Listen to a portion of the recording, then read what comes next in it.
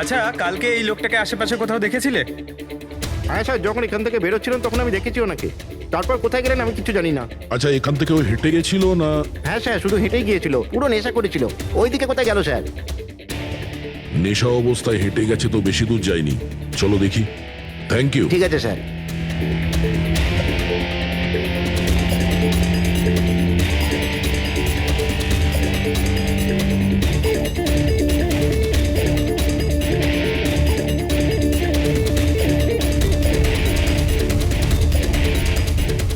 দেখেছো একে? হ্যাঁ স্যার দেখেছি, একটু এগিয়ে যে গলিটা আছে না, ওখানেই যাওয়া আসা করে।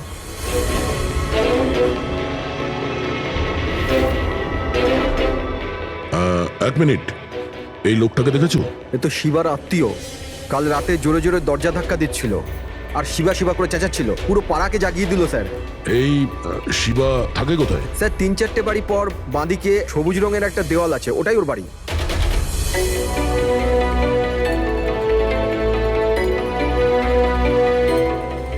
তালা লাগানো আছে, খুলতে হবে। পঙ্কজ, একটা কাজ করো, আশেপাশে কেউ আছে কিনা দেখো, ডাকো ওকে। আরে এদিকে এসো।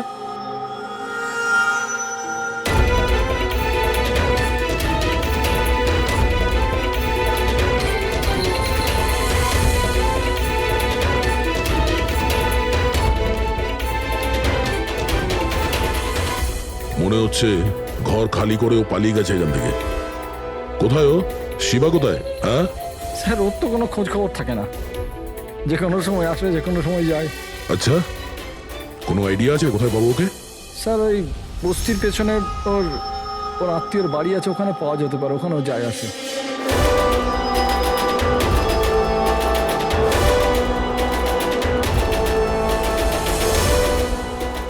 এই বাড়িটা।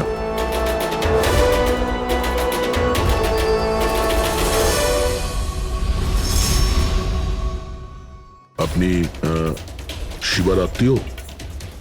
হ্যাঁ স্যার। আপনারা? এই শিবা এখানে আসা যাওয়া করে কি? হ্যাঁ স্যার, কখনো কখনো। মাঝে মাঝে। আজ আসতে পারে? বলতে পারবো না স্যার। বলতে পারবেন না? Thank you very much. এই করণের লাশ তো অরিজিনাল ছিল। এখন বাকি দুজন, টনি আর সুনীল। এবার এদের মধ্যেই কোনো একজন আছে যে ডাবল মার্ডারের রহস্য ভেদ করতে পারে। এই টনির ডেথ সার্টিফিকেট দিয়েছে ডক্টর বিক্রান্ত। এই বিক্রান্তের কাছে তুমি যাও, দেখো টনির ব্যাপারে উনি কি বলেন। আর আমি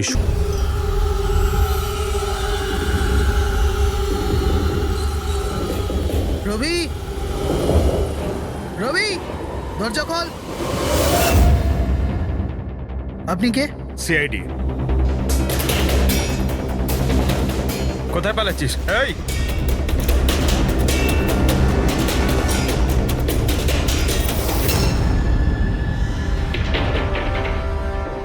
চল। স্যার আপনারা আমার পেছনে কেন পড়ে আছেন? আমি কিছু করিনি, আমাকে মারবেন না। দেখুন আমি। চুপ।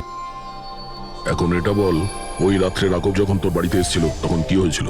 স্যার আমি রাঘবকে নিয়ে গেছিলাম মালাডের কমল সোসাইটিতে। ও চুরি করতে গেছিল, তাই ও একটা বাড়িতে ঢুকে পড়লো, কিন্তু আমি জানতাম না ও কোন বাড়িতে গেছিল। আমি ওখানেই মোটরসাইকেলে ওর জন্য ওয়েট করছিলাম। কিছুক্ষণ পর ও যখন এলো তো ও অবাক হয়েছিল, বলছিল যে ভেতরে ও কিছু পেয়েছে। কি পেয়েছিল? ও ওখানে বোম। কি? আমি ওকে বলেছিলাম যে এই কথাটা আমরা পুলিশকে বলে দিই, কিন্তু স্যার ও নিজের লোভ সামলাতে পারলো না, তো ওর স্বার্থ সিদ্ধি করার চেষ্টা করলো। ব্যাস স্যার, এর বেশি আমি কিছু জানি না। যদি তুমি কিছু না করো তাহলে তুমি পালাচ্ছিলে কেন? স্যার ওই রাঘব আর ওর মেয়ের মৃত্যুর খবর শুনে আমি ভয় পেয়ে গেছিলাম, শুধু আমার আর আমার পরিবারের প্রাণ বাঁচানোর জন্য পালাচ্ছিলাম। স্যার, হয়তো সেই জন্যই বলছিল যে হাজার হাজার লোকের জীবনের ব্যাপার। আর যদি সত্যি রাঘব ওখানে বোম পেয়ে থাকে তাহলে এটা তো খুব সাংঘাতিক ব্যাপার। অন্য কেউ ওই বোমটা পাওয়ার আগে আমাদের খুঁজতে হবে ওই বোমটাকে। কোথায় ছেড়েছিলে তুমি রাঘবকে বলো আমাদের। চলো। Come in.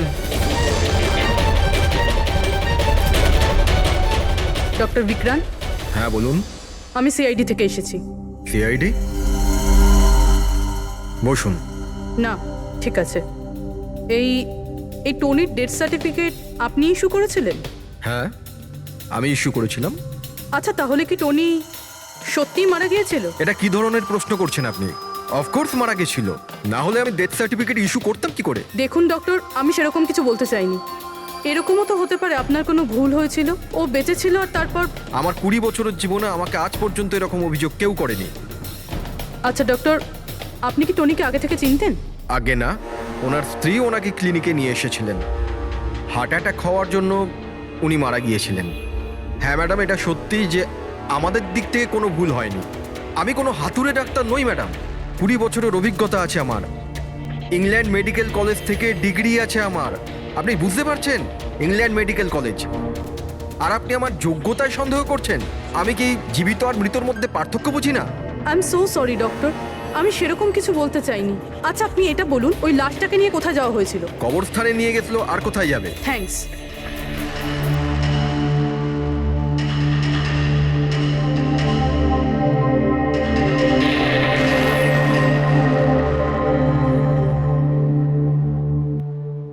হ্যাঁ পূরবী, কি জানতে পারলে?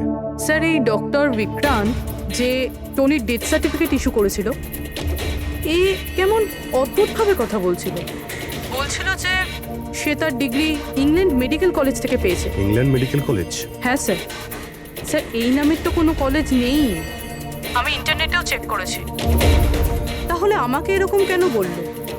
আমার মনে হচ্ছে ও কিছু লুকোচ্ছে। স্যার, আমারও তাই মনে হয়। আমি একটা কাজ করছি, আমি খোঁজ নিচ্ছি। দেখো, এই কেসটা কিন্তু খুব বিপজ্জনক, বুঝেছো? তুমি একা কিছু করতে চেও না। তুমি তোমার লোকেশন পাঠাও, আমি এক্ষুনি যাচ্ছি। ওকে? ঠিক আছে স্যার।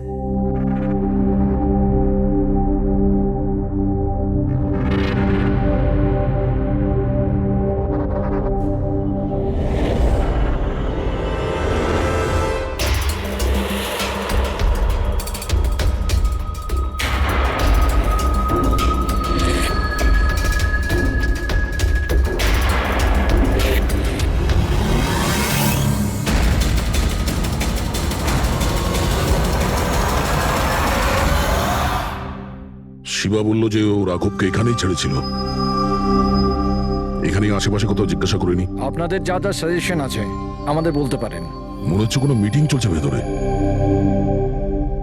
হ্যাঁ, সেটা একটু দেখে মেইনটেনেন্সটা নেওয়া বাড়িয়ে যেত। নিলে। এক্সকিউজ মি, আমরা সিআইডি থেকে আসছি। আপনার কাছে কিছু জিজ্ঞাসাবাদ করব।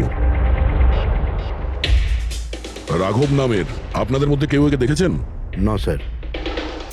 কাল রাত আপনাদের মধ্যে কারোর বাড়িতে চুরি হয়েছে? কাল আই ডোন্ট থিঙ্ক সো। কিন্তু আপনারা এখানে কি খুঁজছেন? দেখুন, আমাদের কাছে পাকা খবর আছে যে এই লোকটা আপনাদের মধ্যে কারোর একজনের বাড়িতে চুরি করেছে। স্যার, যদি আমাদের মধ্যে কারোর বাড়িতে চুরি হয়ে থাকে তাহলে আমরা জানতাম না নাকি? জানতে পারতেন, কিন্তু আপনারা যদি আমাদের মিথ্যে কথা বলেন তাহলে আমরা জানবো কি করে? আমাদের আপনাদের সবাইয়ের ঘরের তল্লাশি নিতে হবে। নিতিন বাবু, let's cooperate with CID. Sir, আপনারা তল্লাশি নিতে চান, আপনারা করুন তল্লাশি, আমাদের কোনো প্রবলেম নেই। ঠিক আছে, মনে হচ্ছে তল্লাশি করে কোনো লাভ হবে না। বোম এখান থেকে সরিয়ে দেওয়া হয়েছে। এতক্ষণে বম হয়তো টার্গেটে পৌঁছেও গেছে। তাহলেও এদের মধ্যে কেউ না কেউ মিথ্যে কথা বলছে। একটা কাজ করো, এদের সবার ডিটেলস বার করো। বোম না হোক, বারুদ কিংবা অন্য কোনো প্রমাণ নিশ্চয়ই পাবো। আমাদের কাছে সময় খুব কম, তাড়াতাড়ি করো।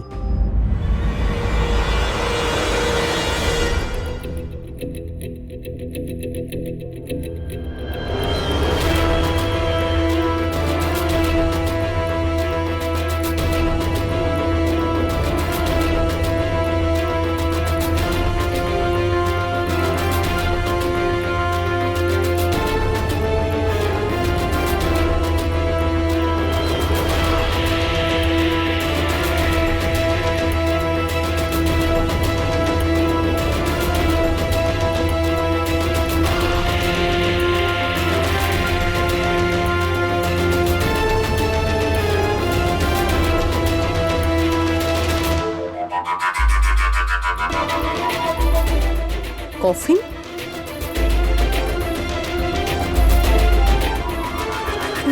টনির লাশ এখানে?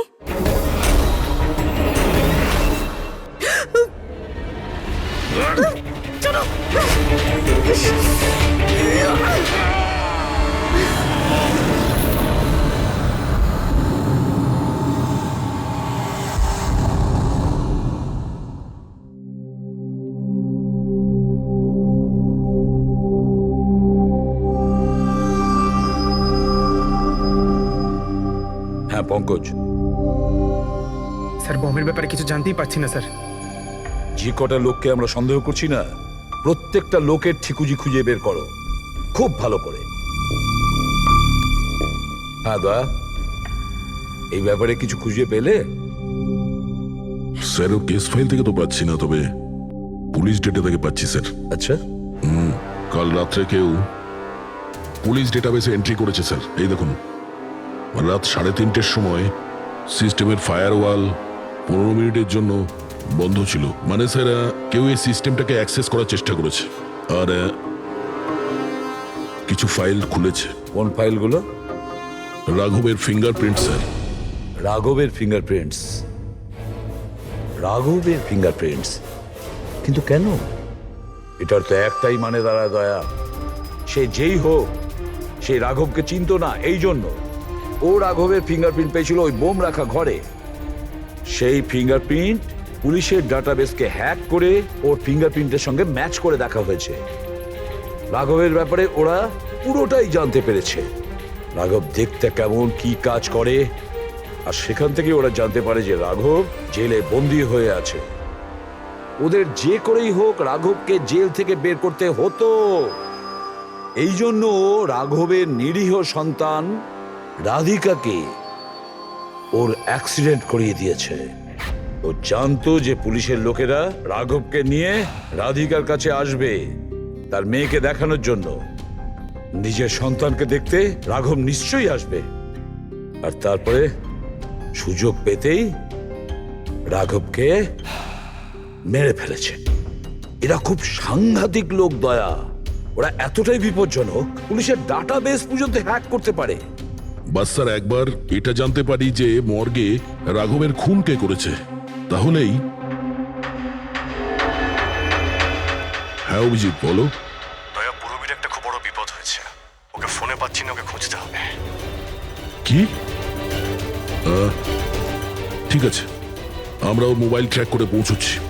ওকে ওকে, ইয়া। কি হলো? পুরবী প্রবলেমে আছে স্যার।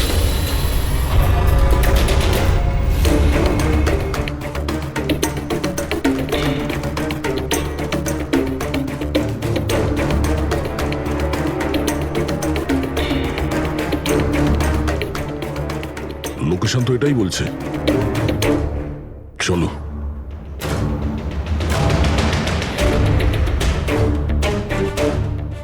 স্যার দরজা তো খোলা। চলো।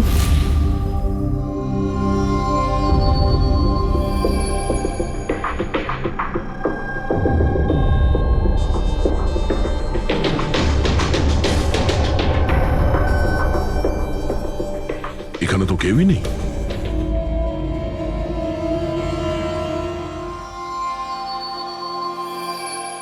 মনে হচ্ছে কেউ আসছে।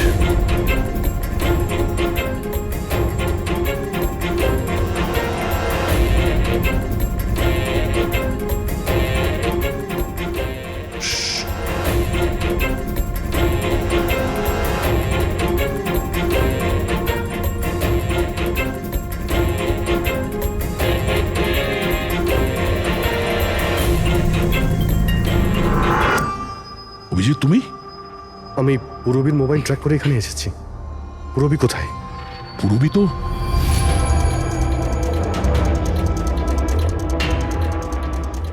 পুরবী? ও নো, পুরবী, পুরবী। পুরবী পুরবী পুরবী স্যার, ওর গলার দাগটা দেখুন স্যার, মনে হচ্ছে ওর গলা কেউ টিপে দিয়েছে। নার্ভও খুব স্লো আছে। পুরবী, পুরবী পুরবী পুরবী পুরবী, কি হয়েছে? এসব কে করেছে? হ্যাঁ স্যার ওই টনি, ওই যে টনি? টনি স্যার, ও এখনো বেঁচে আছে, এখানেই কোথাও আছে স্যার। পঙ্কজ, দেখো তো কে। রেডি, তুমি এক্ষুনি পূরবীকে হসপিটালে নিয়ে যাও, বুঝেছো? চলো চলো পূরবী। ওঠো।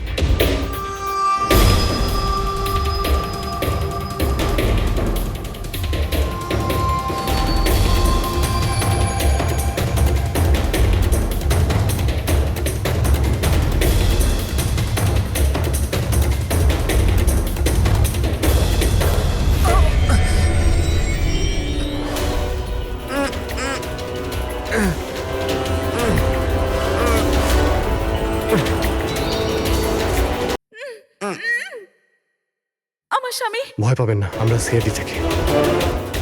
সাবধানে।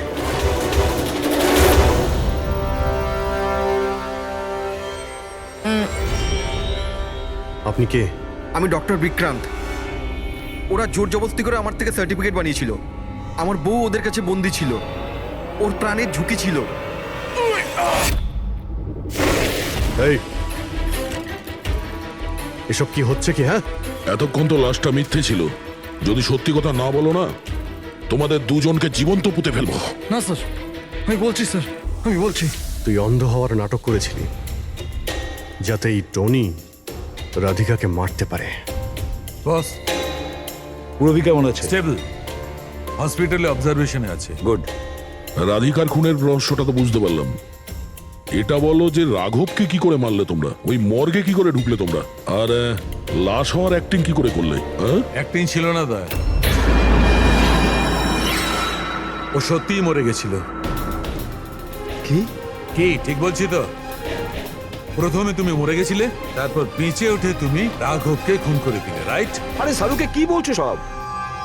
মরে গেছে, বেঁচে উঠেছে, আবার বেঁচে উঠছে। আমি ঠিক বলছি বস। পূরবীর গলাটা টেপার সময় এর হাত থেকে কিছু কেমিক্যালস পূরবীর গলায় লেগে যায়। আমি ওগুলো টেস্ট করেছি। ওটা এক ধরনের টক্সিন, যেটা খুবই রেয়ার, দুর্লভ সমুদ্রের মাছের মধ্যে পাওয়া যায়। এই সামুদ্রিক মাছ নিজেদের প্রাণ বাঁচানোর জন্য এই টক্সিনের ব্যবহার করে। কিছুক্ষণের জন্য একে দেখে মনে হবে যে মারা গেছে, কিন্তু আবার বেঁচে ওঠে। এও সেই টক্সিনই ব্যবহার করেছে। এও কিছুক্ষণের জন্য মারা গেছিল। আর এই টক্সিনটা এমন অদ্ভুত জিনিস যে কেউ একে ধরতে পারে না। মানুষের হার্টবিট একদম একদম বন্ধ হয়ে যায়। দেখে মনে হয় যেন মানুষটা মরেই গেছে। এই কাজটাই এ করেছে। প্রথমে মারা যায় আর তারপরে বেঁচে উঠে রাঘবকে খুন করে। কে ঠিক বলেছি? Correct sir. তুমি ওদেরকে মারলে কেন? আমি টাকা পেয়েছিলাম স্যার। ইন্টারনেট থেকে কেউ আমাকে হায়ার করেছিল রাঘব আর রাধিকাকে মারার জন্য। বোম কোথায়? বম কোথায় আমি জানি না স্যার। কে হায়ার করেছে তোমাদের? আমি এর আগে কোনোদিন দেখা করিনি স্যার। ও আমাকে একটা বিল্ডিংয়ে রেকি করার কথা বলেছিল, যেটাকে ওড়াতে চাইছিল। কোন building? DT pharma company limited.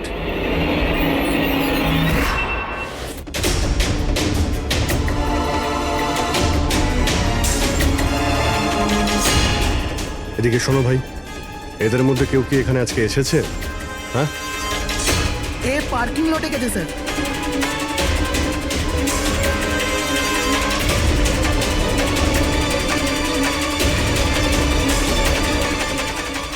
Sir, এই পার্কিং লটটা তো অনেক বড়, বম খুঁজতে তো কয়েক ঘন্টা লেগে যাবে। আর যদি এখানে ব্লাস্ট হয় স্যার, তাহলে অনেক লোক মারা যাবে। কিন্তু এই বোমটা কোথায়? তাড়াতাড়ি খুঁজতে হবে বোমটা। একটা কাজ করো পঙ্কজ, ফেডরিক, তোমরা ওই দিকটা যাও, আমরা এই দিকটা দেখছি। খুব ভালো করে দেখো।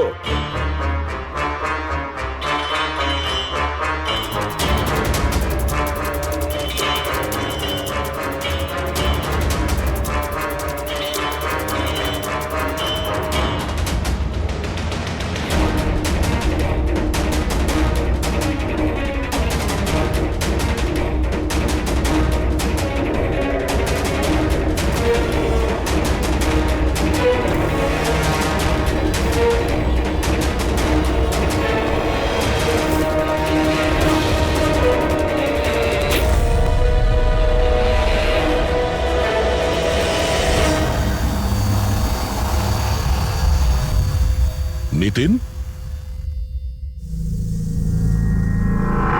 সিআইডি এগোবে না কেউ বলে দিলাম। ঠিক আছে টিপে দেবো আমি, ছাড়বো না আমি কাউকে। চলুন স্যার, ওকে ধরো।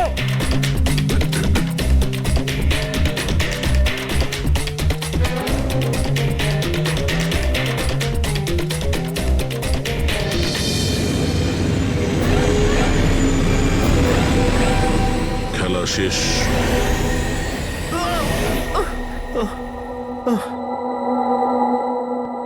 বলো নিতিন, কেন বোম দিয়ে এই বিল্ডিংটাকে উড়িয়ে দিতে চেয়েছিলে?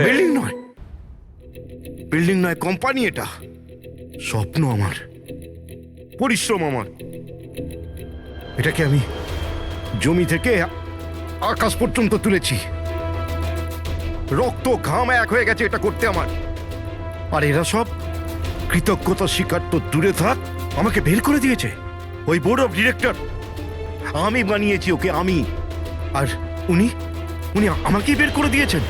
কি অবস্থা করেছে আমার! প্রতিশোধ তো নিতেই হতো। কিছু লোকের প্রতি প্রতিশোধ নেওয়ার জন্য তুমি এই পুরো বিল্ডিংটাকে উড়িয়ে দিতে চেয়েছিলে? হ্যাঁ, এই বিল্ডিং এ যে সমস্ত নিরীহ লোকেরা আছে তারা কি ক্ষতি করেছিল তোমার? রাঘব আর তার মেয়েরও প্রাণ নিয়েছো তুমি, আর তারপরেও এই বিল্ডিংটাকে প্ল্যান করে শেষ করতে চেয়েছিলে। স্যার, আমি কাউকে খুন করিনি স্যার। এটা কি জানো? DNA report sir. তাহলে এটাও জানো যে এর রিপোর্টে কি লেখা আছে। আর তারপরেও তুমি চাইছো যে আমি মেনে নেব যে তুমি কোনো দোষ করনি, তুমি দোষী নও। স্যার, স্যার আপনি আমাদের শিখিয়েছেন সত্যের থেকে বড় এই পৃথিবীতে আর কিচ্ছু নেই স্যার। এই কেসটা সত্যিটাও তাই স্যার। আমি কাউকে খুন করিনি স্যার, সত্যি বলছি স্যার। তুমি যদি খুন না করে থাকো তাহলে তোমার রক্ত ওই অস্ত্রতে লাগলো কি করে পঙ্কজ? আমি জানি না স্যার। Damn it! জানো না মানেটা কি?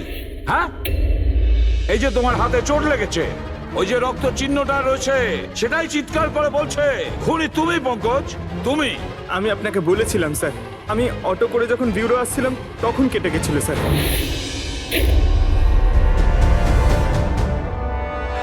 স্যার, এটাও তো হতে পারে যে কেউ পঙ্কজকে ফাঁসানোর চেষ্টা করছে। পঙ্কজ, যে লোকটা তোমার হাত কেটেছিল, হয়তো সেই তোমার রক্তের স্যাম্পল নিয়ে গেছে ক্রাইম সিনে রাখার জন্য। স্যার না স্যার, স্যাম্পল ছিল না ওর কাছে। ও যখন আমার হাত কেটেছিল তখন সঙ্গে সঙ্গে রক্ত বেরোয়নি স্যার। ও চলে যাবার পর আমার রক্ত বেরিয়েছিল। ওর কাছে আমার স্যাম্পল থাকতেই পারে না স্যার। যদি তোমার রক্ত কেউ না নিয়ে থাকে তাহলে তোমার রক্ত ক্রাইম সিনে শুধু একটা কারণেই যেতে পারে পঙ্কজ, আর সেটা তখনই যখন তুমি ওখানে খুন করতে গিয়েছিলে। স্যার, এ তো অদ্ভুত ব্যাপার। স্যার, পঙ্কজ যদি মিথ্যে বলতো, আমাদের বিভ্রান্ত করতে চাইতো, তাহলে তো বলতেই পারতো যে ওর স্যাম্পল কেউ নিয়ে চলে গেছে। কিন্তু ও আমাদের সত্যি বললো। তাহলে ওর সত্যির কি কোনো দাম নেই স্যার? হ্যাঁ অভিজিৎ, সত্যির অনেক দাম আছে, কিন্তু আপাতত এই কেসের একটাই সত্যি। এই খুনের একজনই সাসপেক্ট, আর সে হলো পঙ্কজ।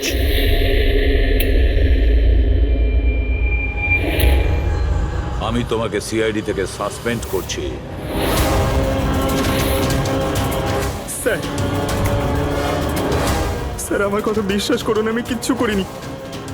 আমি খুন করিনি, আমি আমার বাবার দিব্যি করে বলছি স্যার। তোমার গান আর ব্যাচ। স্যার, একজন ছেলে তার বাবার শ্রাদ্ধের দিন কিভাবে তার মিথ্যে দিব্যি কাটতে পারে স্যার? আমি তোমাকে জিজ্ঞেস করিনি ফেডরিক। গান আর ব্যাচ।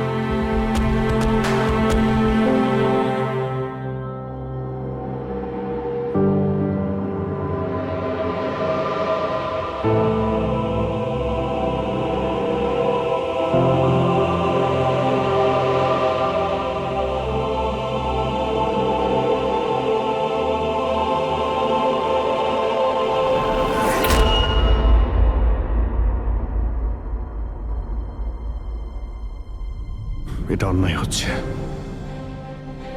এটা খুবই অন্যায় হচ্ছে।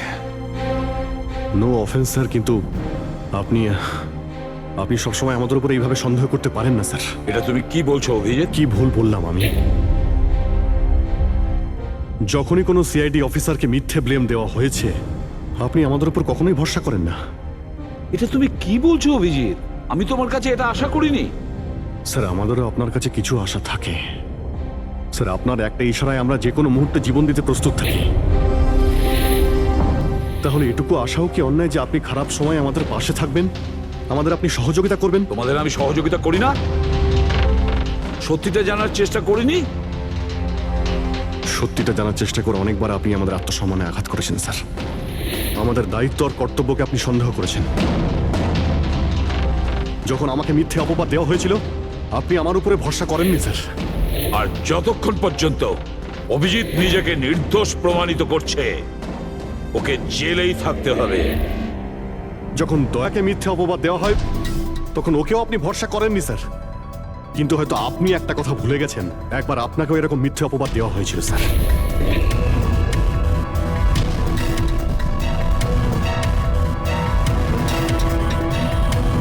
সেই মুহূর্তে আমাদের মধ্যে কেউ আপনাকে সন্দেহ করেনি। আমরা শক্ত দেওয়াল হয়ে আপনার সামনে দাঁড়িয়েছিলাম স্যার, যাতে আপনাকে কেউ ক্ষতি করতে না পারে। তাহলে আমাদের খারাপ সময় কি আপনি আমাদের পাশে দাঁড়াতে পারেন না? অভিজিৎ কোনো অপরাধীর থেকেও বিপজ্জনক একজন ইমোশনাল সিআইডি অফিসার। তুমি ইমোশনাল হয়ে যাচ্ছ অভিজিৎ। আমি তোমাকে এই কেস থেকে সরিয়ে দিলাম।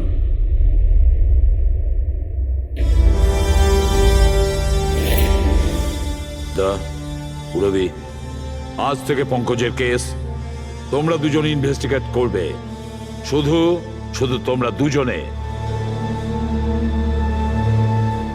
ঠিক আছে স্যার। এখন আমার উপরে আপনার এতটুকুও ভরসা নেই যে এই কেসটাকে আমি নিউট্রাল ভাবে দেখতে পারবো কিনা। এত বছর ডিউটির পর এরকম মেডেল তো ভাগ্যবানেরাই পায়। Thank you sir.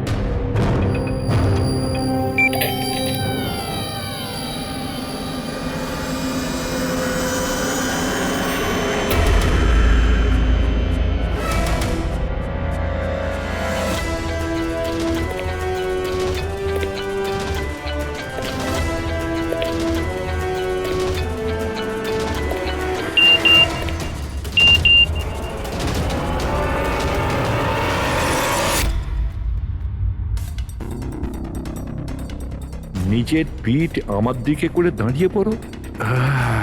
চলো এটাও করে দেখে নি।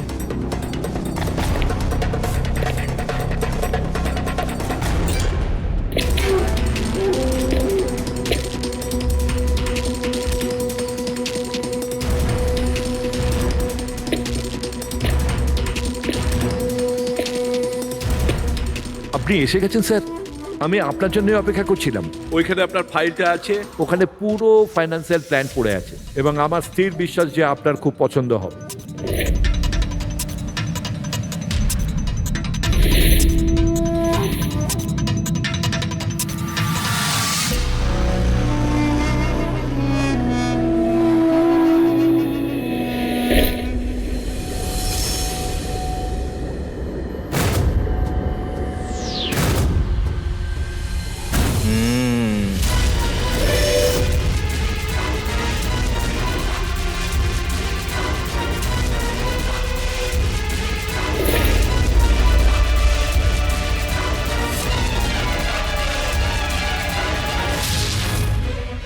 আরে এ তো নকল।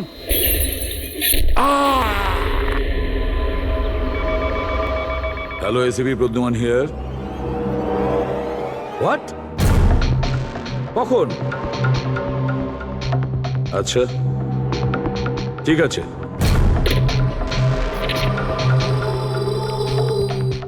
দয়া, অভিজিৎ, বিক্রম বিজয় খুন হয়েছে। বিক্রম বিজয় মানে ওই কেলেঙ্কারি কেসের? হ্যাঁ হ্যাঁ, ওই বিক্রম বিজয় আজও আইনকে ফাঁকি দিয়ে পালাচ্ছিল, আর আজইও খুন হয়েছে ওরই বাড়িতে। একদিন না একদিন তো এটা হওয়ারই কথা ছিল স্যার। এত শত্রুও পুষেছে ঘরের মধ্যে। Sir I am really sorry sir, একটু লেট হয়ে গেলাম। কি ব্যাপার পঙ্কজ, কোথায় ছিলে তুমি? স্যার আসলে বাবা শ্রাদ্ধ ছিল আজ, তাই মন্দিরে গেছিলাম পুজো দিতে। ঠিক আছে। আর এটা হাতে কি হয়েছে? আরে স্যার আসতে গিয়ে লেগে গেল, তেমন কিছু না, খুব বেশি লাগেনি স্যার। ঠিক আছে, তৈরি হয়ে নাও, একটা মার্ডার কেস এসেছে। আর শোনো,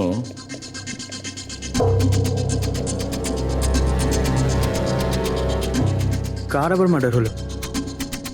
বিক্রম বিজয়ের।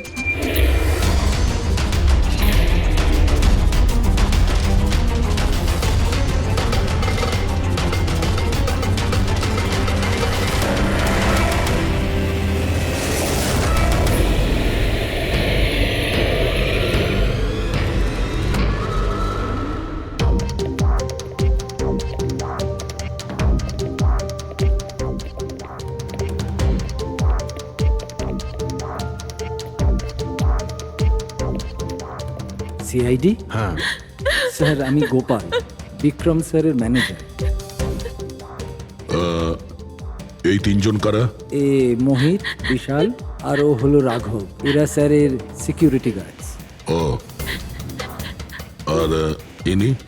ইনি বিক্রম স্যারের ওয়াইফ মধু ম্যাডাম, আর বাকিরা সব স্টাফ।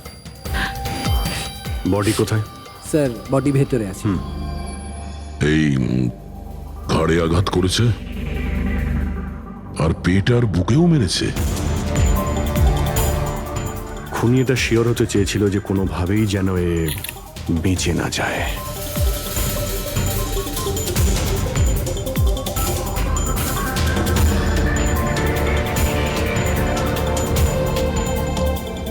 মনে হচ্ছে এটা দিয়ে আঘাত করেছে এর ওপর।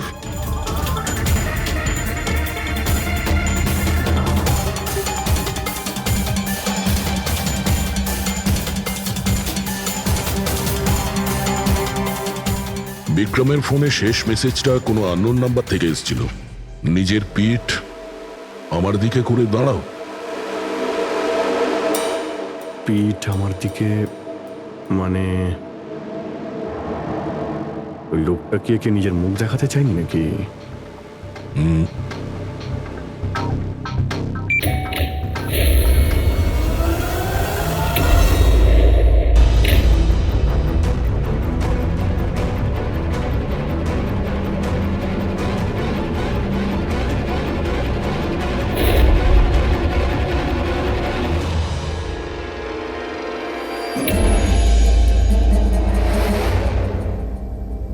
এই দেখুন স্যার, ফুলদানি থেকে আমি কি পেয়েছি। Audio recording device. Audio recording device মানে এই রুমের মধ্যে যা কথাবার্তা হচ্ছিল সেটা কেউ শুনছিল। কিন্তু ও যেভাবে প্রস্তুতি নিচ্ছিল, ওটা দেখে তো মনে হচ্ছিল যেন ওনার কোনো বিশেষ ক্লায়েন্ট হবে, আর উনি বিক্রমের সাথে দেখা করতে চাইছিলেন। এই ক্লায়েন্ট বিক্রমের কন্ট্যাক্ট এলো কি করে? স্যার আমার জন্যে ও আগে আমাকে কন্ট্যাক্ট করেছিল। ও বিক্রম স্যারের পুরো ইতিহাস ভালো করে জানতো, আর বিক্রম স্যার ওর এই হোমওয়ার্কে খুব ইমপ্রেসড হয়েছিল, আর উনি আমাকে মিটিং ফিক্স করতে বলেছিলেন। আপনি ওর সঙ্গে আগে দেখা করেছিলেন? না স্যার, ওই ফোন করেছিল, আর সেটাও প্রাইভেট নাম্বার থেকে।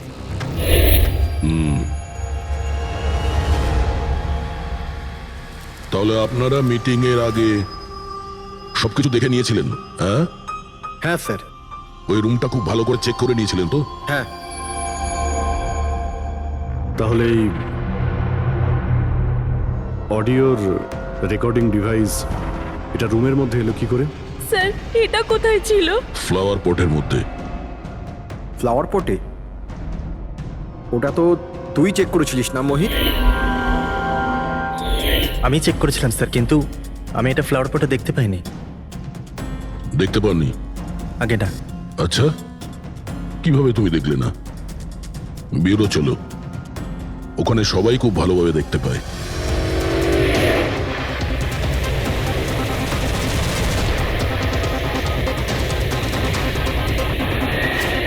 মোহিতের উপর নজর রাখবে।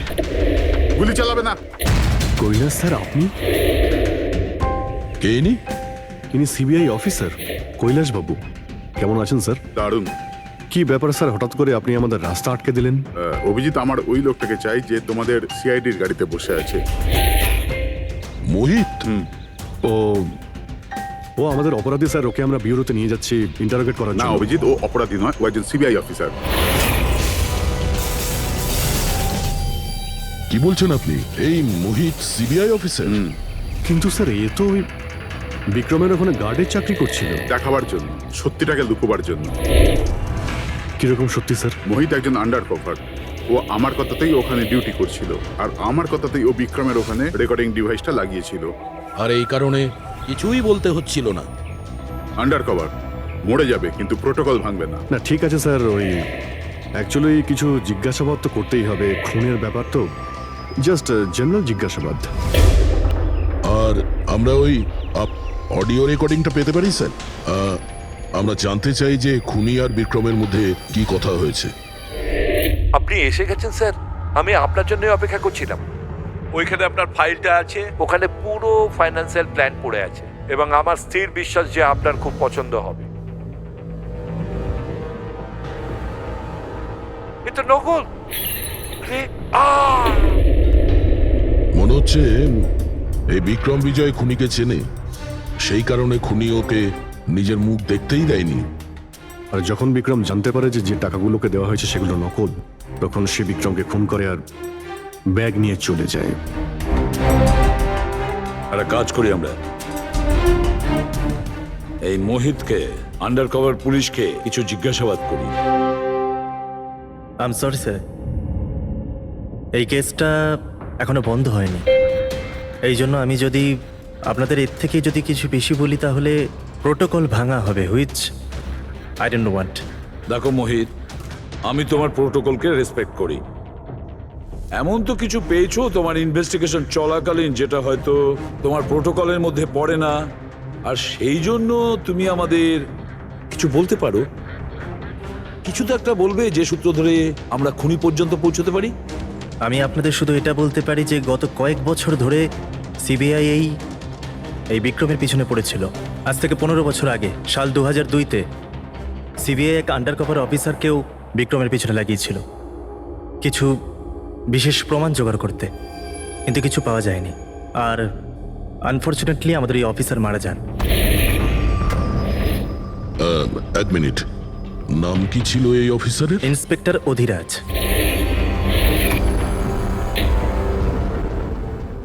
ইন্সপেক্টর অধিরাজ? এই বোতলে যে রক্তটা আছে, এই রক্তে বিক্রমের ডিএনএ ছাড়াও অন্য কারো ডিএনএ আছে। বিক্রমের ডিএনএ ছাড়াও অন্য কারো ডিএনএ আছে? তুমি বলতে চাইছো অন্য কেউ ছিল? কে ছিল সালুকে? ক্রিমিনাল ডাটাবেসের সঙ্গে কম্পেয়ার করে দেখেছিলে, ম্যাচ করে দেখেছিলে তুমি? তার দরকার পড়েনি। প্রয়োজন ছিল না কি বলছো সালুকে? সেটা কার ডিএনএ? ওই ডিএনএ হ্যাঁ, পঙ্কজের। হোয়াট?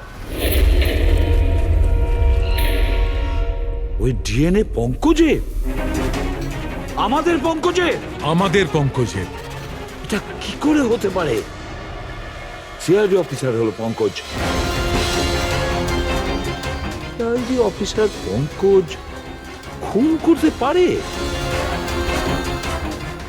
আমাদের একজন অফিসার খুনি? কিন্তু স্যার, পঙ্কজ কেন খুন করতে যাবে? সেটাই তো, সিআইডি অফিসার কেন খুন করতে যাবে? স্যার, বিক্রমের বাড়ির থেকে 1 কিলোমিটার দূরে পুলিশ একটা বেবারিশ মোটরসাইকেল পেয়েছে স্যার। কার মোটরসাইকেল ছিল ওটা? স্যার ও পঙ্কজের ওটা।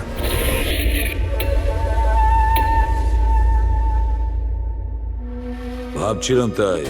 তার মানে পঙ্কজের বাইকটা পাওয়া গেল ওখানে, আর আপনাদের কারুর অবাক লাগলো না? ফ্রেডি, বিক্রম বিজয় যে মারা গেছে আজ 15 বছর আগে, অধিরাজ বাবু পঙ্কজের বাবা একটা আন্ডার কভার কব বডিগার্ড সেজে বিক্রম বিজয়ের বিরুদ্ধে প্রমাণ জোগাড় করছিল, আর সেই কারণে ও মারাও গেছে। তার মানে স্যার পঙ্কজ এটা ভাবে যে পঙ্কজের বাবার মৃত্যুর পিছনে এই বিক্রম বিজয়ের হাত রয়েছে, আর এই জন্য ও ওর বাবার মৃত্যুর প্রতিশোধ নেবার জন্য।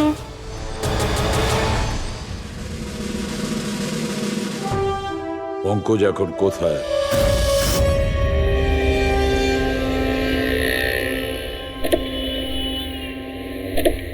আরে স্যার, আপনারা? আরে এই প্রশ্নটাই তো আমরা তোমাকে জিজ্ঞেস করছি। তুমি এখানে কি করছো? তুমি তো অসুস্থ ছিলে। আরে স্যার, বাইক চুরি হয়ে গেছিল আমার। এই সামনের থানাতেই রিপোর্ট লেখাতে এসেছিলাম। এই দেখুন। আমরা জানি তোমার বাইকটা কোথায়। আপনারা কি করে জানলেন স্যার? তোমার বাইক বিক্রম বিজয়ের বাড়ির কাছে পেয়েছি। সেই বিক্রম বিজয় যে তোমার বাবার খুনি। যখন বিউরোতে এসিপি স্যার বলল যে বিক্রম বিজয়ের খুন হয়েছে, তখন তুমি জানতে না ওই বিক্রম বিজয়? হ্যাঁ স্যার। আরে তাহলে তুমি বিউরোতে কেন বললে না? তোমার বলা উচিত ছিল যে বিক্রম বিজয়ই তোমার বাবার খুনি। স্যার, বাবা শ্রাদ্ধ ছিল স্যার। মন্দির থেকে ব্যুরো আসছিলাম, ওনার ব্যাপারেই ভাবছিলাম, আর কিছু খেয়াল ছিল না স্যার।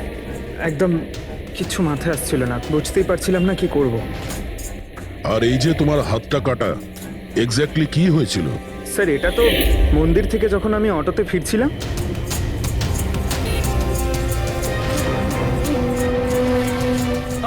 কি হলো স্যার? তাহলে একজন অচেনা লোক আঘাত করে চলে গেল? হ্যাঁ, এমনি অকারণে? স্যার, আমি জানি বিশ্বাস করাটা একটু কঠিন, কিন্তু এটাই সত্যি। আচ্ছা পঙ্কজ, তুমি সবসময় তো বাইকে করে বিউরোতে আসতে, হঠাৎ তুমি অটো করে কেন এলে? হঠাৎ করে না স্যার, আমার বাইক তো দুদিন ধরে খারাপ হয়ে রয়েছে।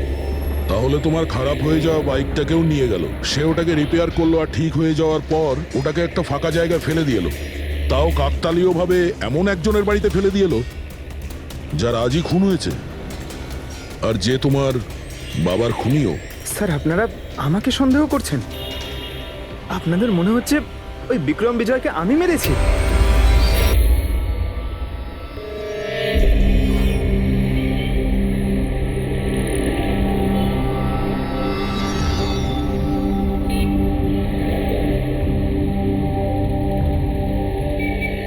যদি এই পঙ্কজ নিজের বাড়ি থেকে বিক্রম বিজয়ের বাড়িতে যায়, তো এখানে এই জাংশন থেকেই গিয়েছে।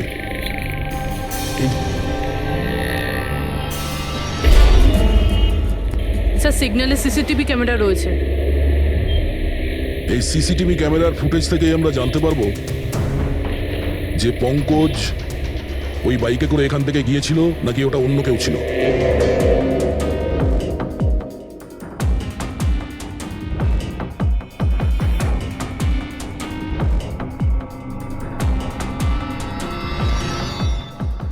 এক মিনিট রিওয়াইন্ড করো, পজ করো। স্যার, এই দেখুন, একে পঙ্কজের মতনই দেখতে লাগছে না? বাইকের নাম্বার হলো XYA 4784। স্যার, পঙ্কজের বাইকের নাম্বারও এটাই।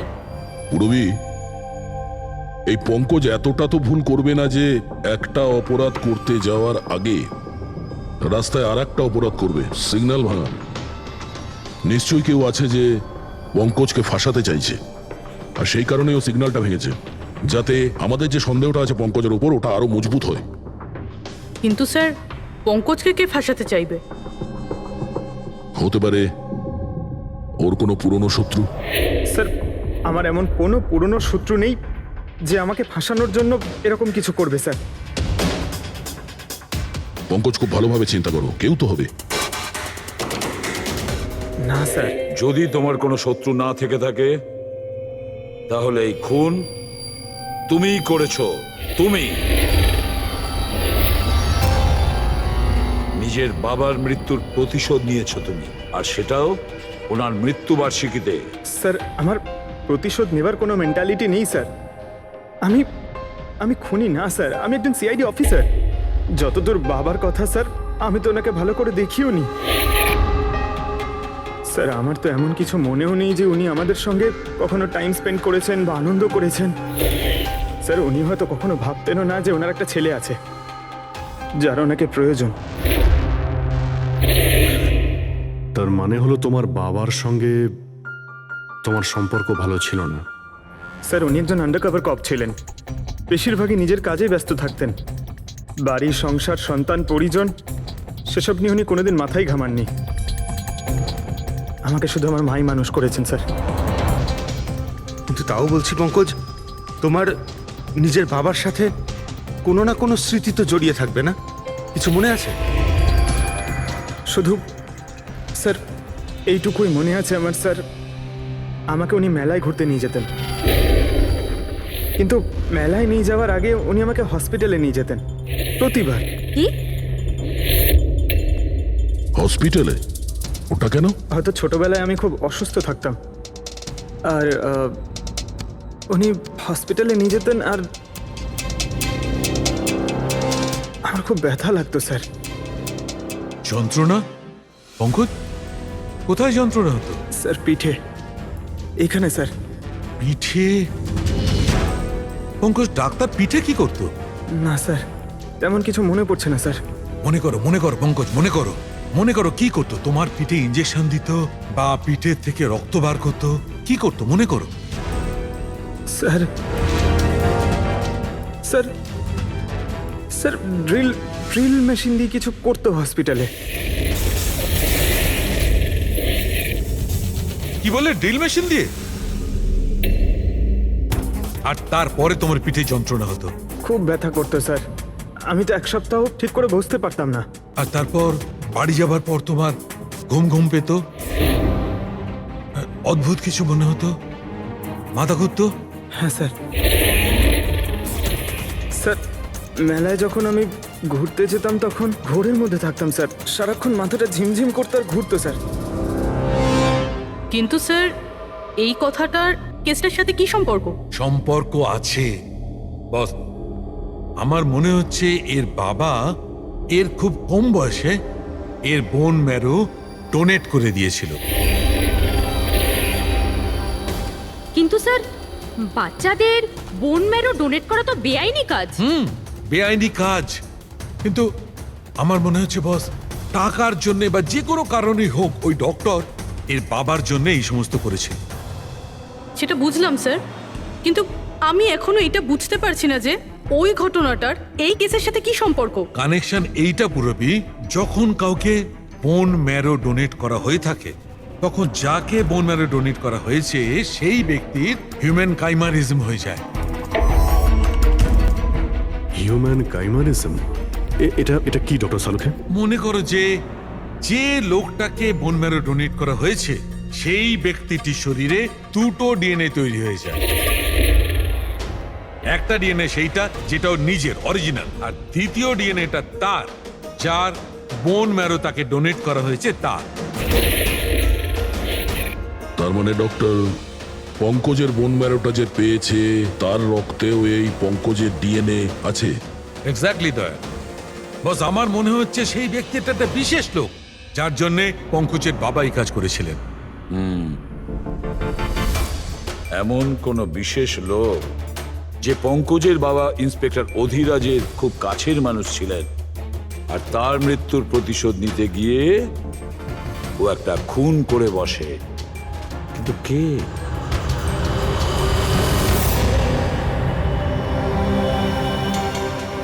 দয়া।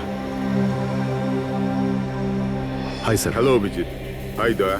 হ্যালো। গুড। সরি, আপনাকে এরকম একটা জায়গাতে ডেকে আনতে হলো। অভিজিৎ, যে ইনফরমেশন তোমার দরকার ছিল সেটা না সিআইডি অফিসে দেওয়া যেত না আমার অফিসে? থ্যাংক ইউ স্যার আমাদের সাহায্য করার জন্য।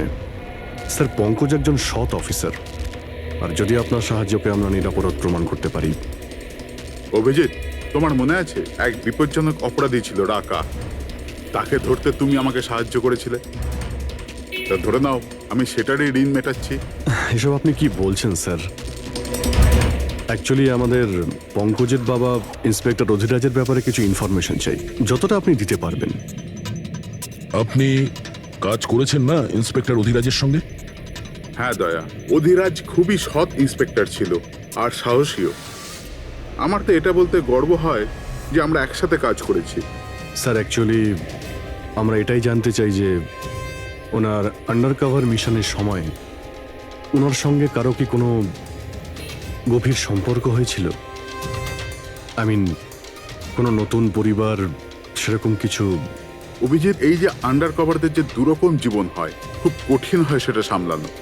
এই পুলিশেরাও তো মানুষ হয় নাকি, আর তাদেরকেও সেই সীমাটা পেরিয়ে যেতে নেই যেটা ও পেরিয়ে গিয়েছিল। মানে ওনারও কারোর সঙ্গে ভালোবাসা হয়েছিল? ওনারও কোনো অন্য পরিবার ছিল? হ্যাঁ, অধিরাজের দ্বিতীয় স্ত্রী বাচ্চা জন্ম দিতে গিয়ে মারা গিয়েছিল। ও, আর অধিরাজ বাবুর মৃত্যুর পর এই দ্বিতীয় বাচ্চাটার কি হয়েছে? এই রহস্য সবসময় রহস্যই রয়ে গেছে।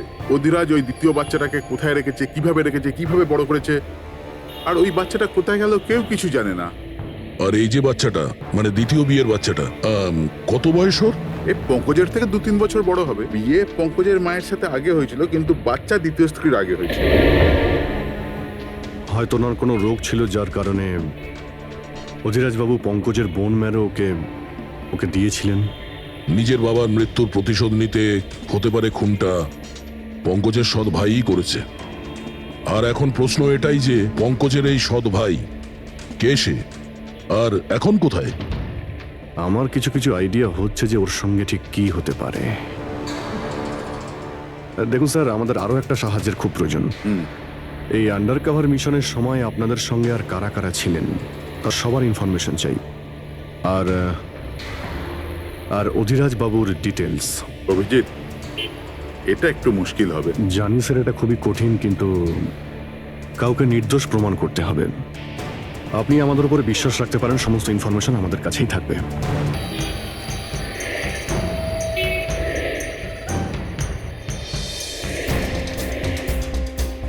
আরে ভাই, আধ ঘন্টা ধরে অপেক্ষা করছি। আজই আমার পুরো টাকা চাই। আজই আমাকে এই শহর ছেড়ে দিতে হবে। তোর হিসাব দা আমি আজ এখনই এই মুহূর্তে করব।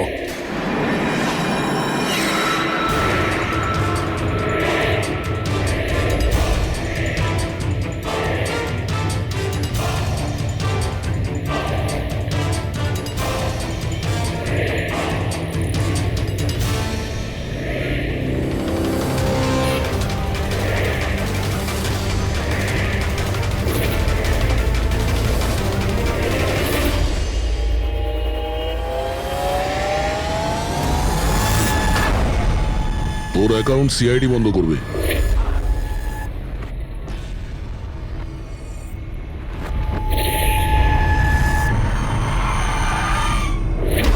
বাবার ধার মেটানো প্রত্যেক সন্তানের কর্তব্য, আর যে ছেলে এটা করে তাকেই ভালো ছেলে বলা হয়, আর সেটা হলাম আমি। তুমি তো কিছু করনি, আমি নিয়েছি আমার বাবার মৃত্যুর বদলা।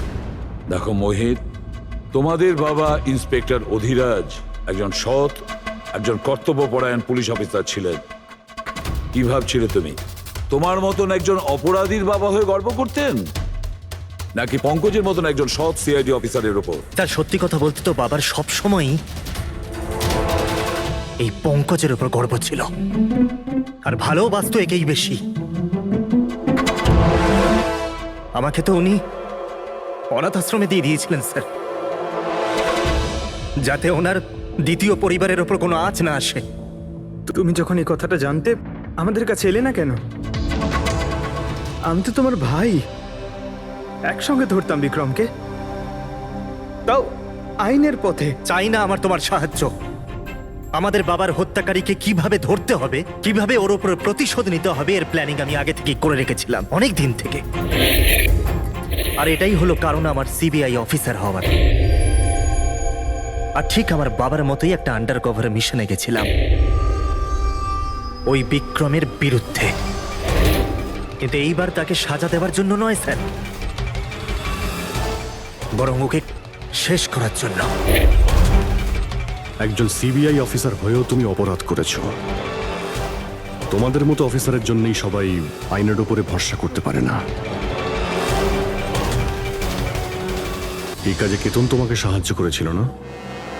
হ্যাঁ স্যার, কেতনও আমার বাবার সাথে কাজ করত। সেও একজন আন্ডার কভার অফিসার ছিল। সেই আমাকে সবকিছু বলেছে।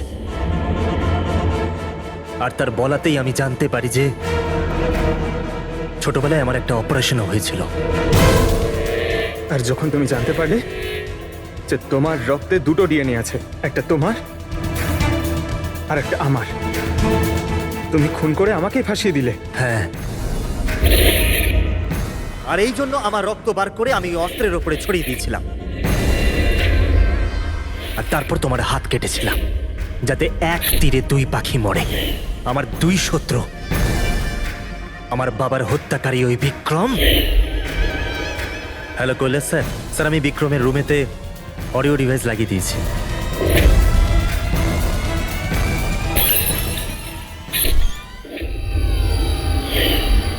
আর তুমি আমাকে এত ঘৃণা করার কারণ কি ভাই? কেন করবো না বলো তো?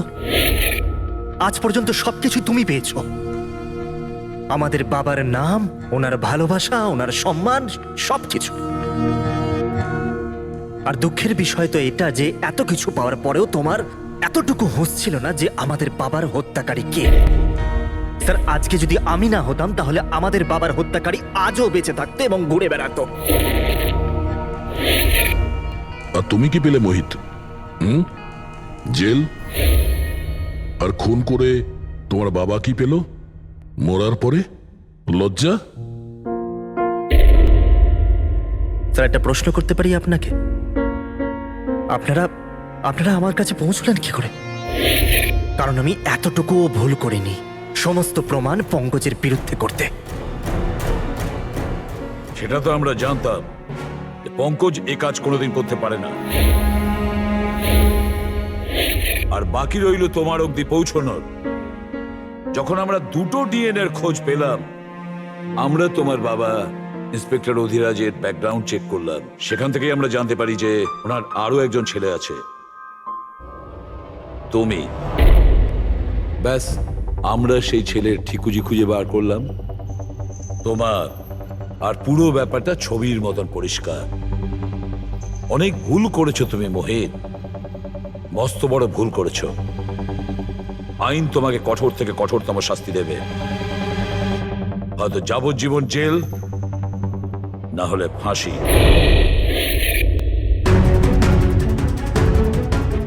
ফ্রেডরিক,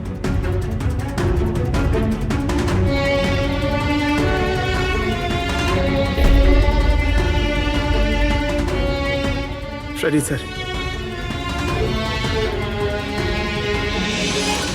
আমি জানি তোমার মনে শুধু আমার প্রতি ঘৃণাই আছে, কিন্তু আমি সত্যি জানতাম না আমার কোনো ভাই আছে। আমি জানি না তোমার সঙ্গে কি হবে, কিন্তু তুমি একটা কথা সবসময় মনে রেখো, আমি তোমার অপেক্ষা করব। I'll wait for you, brother.